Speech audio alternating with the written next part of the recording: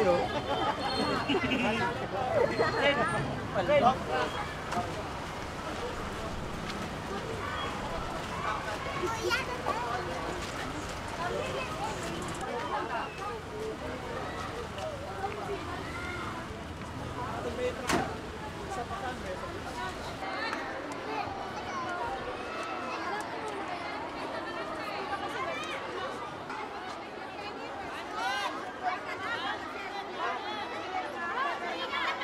Marami pong nakapagsabi na malakas daw po at malaki ang bagyo na to. Kaya pinaghahandaan din po namin. Siyempre po natatakot kami dahil baka sa gabi dumating, kung kailang gabi, saka kami tatakbo, may mga maliliit kami, mga apo ko. Kaya ngayon pa lang, lumikas na kami.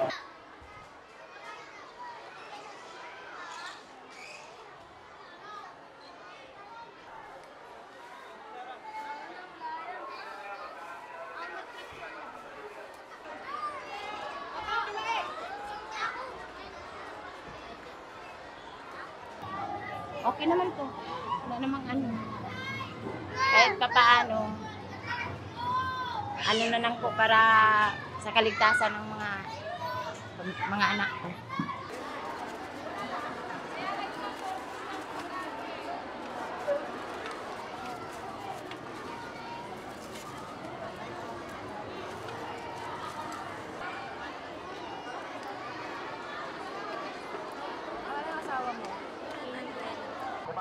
Kumakapal yung pila. Nagkakaroon na unang yan. Ayusin po natin para sa pagpapita.